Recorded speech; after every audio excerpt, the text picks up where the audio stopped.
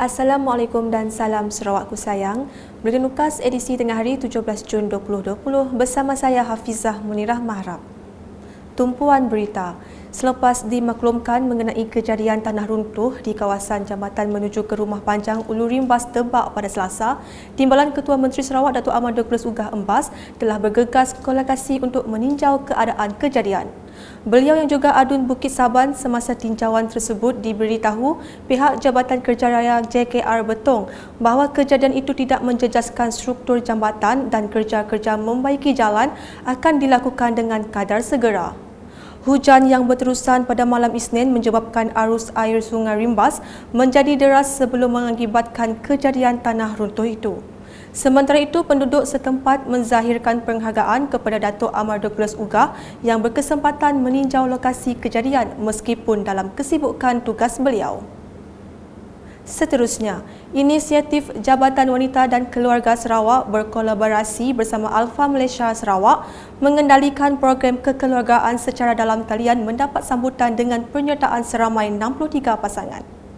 Berucap semasa majlis penutupan The Virtual Marriage Course Graduation Party melalui aplikasi Zoom, Menteri Kebajikan Kesejahteraan Komuniti Wanita, Keluarga dan Pembangunan Kanak-kanak Sarawak, Datuk Seri Fatimah Abdullah berkata, meskipun negara sedang menjalani Perintah Kawalan Pergerakan Pemulihan PKPP dan menghadkan penganjuran program, namun ia bukan penghalang untuk pihaknya memantapkan institusi keluarga di Sarawak.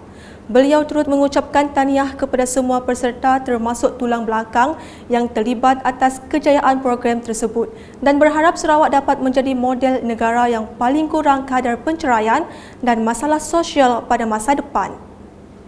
Berikut pula mengenai industri pembinaan. Kementerian Kerja Raya menggesa semua peneraju industri pembinaan supaya bersedia untuk melaksanakan norma baharu yang telah ditetapkan dalam pelaksanaan projek selaras dengan PKPP. Menteri Kerja Raya Datuk Seri Fadilah Yusof berkata, pelaksanaan amalan norma baharu haruslah dilaksanakan secara berterusan dan mengikut SOP yang ditetapkan agar industri pembinaan kekal selamat dan berdaya saing sehingga ke pasca COVID-19. Laporan selanjutnya, pembinaan rumah panjang baharu penduduk rumah Endu Usar di Rantau Entebang Jalan Wak Pakan telah menerima peruntukan daripada kerajaan negeri. Adun Pakan Tan Sri William Mawan Ikom berkata, peruntukan berjumlah RM180,000 itu disalurkan melalui projek kecil pemulihan dan pembangunan. Menurutnya, peruntukan tersebut dapat meringankan kos pembelian bahan binaan untuk membina rumah panjang 15 pintu itu. Beralih ke laporan Ops Kedai Gunting dan dandanan rambut di sekitar Bandar Bau pada Selasa. Operasi pematuhan SOP tersebut telah dilakukan oleh pasukan polis dari Ibu Pejabat Polis Daerah IPT Bau, Angkatan Tentera Malaysia ATM, Angkatan Pertahanan Awam Malaysia APM, Majlis Daerah Bau MDB dan Rela. Hasil tinjauan mendapati pematuhan SOP dilaksanakan sepenuhnya dengan memakai penutup muka plastik, pelitup muka, sarung tangan dan apron plastik. Setiap pelanggan juga diambil rekod peribadi dan suhu badan sebelum memasuki premis. Sekian bersama saya Hafizah Munirah dan kru penerbitan.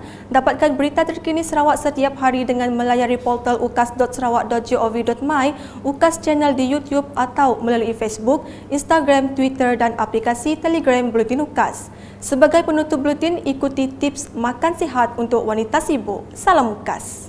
Tips ringkas bagi wanita yang sibuk agar tidak mudah sakit. Pertama, selalu mengambil sarapan. Sarapan adalah penting dan ia tidak boleh diabaikan walaupun sesibuk mana sekalipun. Usahakan sarapan dengan mengambil lebih sedikit karbohidrat, banyakkan sayuran dan buah-buahan segar serta protein. Mulakan hari dengan makanan segar dari alam semula jadi akan membuatkan anda lebih cergas di siang hari. Kedua, minum jus ataupun air putih. Minumlah jus, sari buah dan air putih setiap hari. Tubuh manusia memerlukan tenaga daripada bahan-bahan semula jadi ini.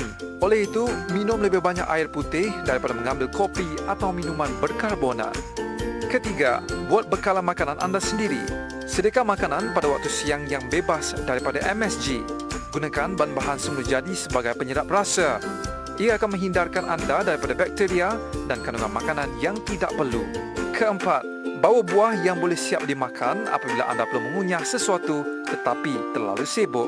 Buah yang boleh siap dimakan yang sudah dipotong seperti apel, jeruk, Peri dan pisang dapat membantu mengenyangkan anda dan memberi nutrisi.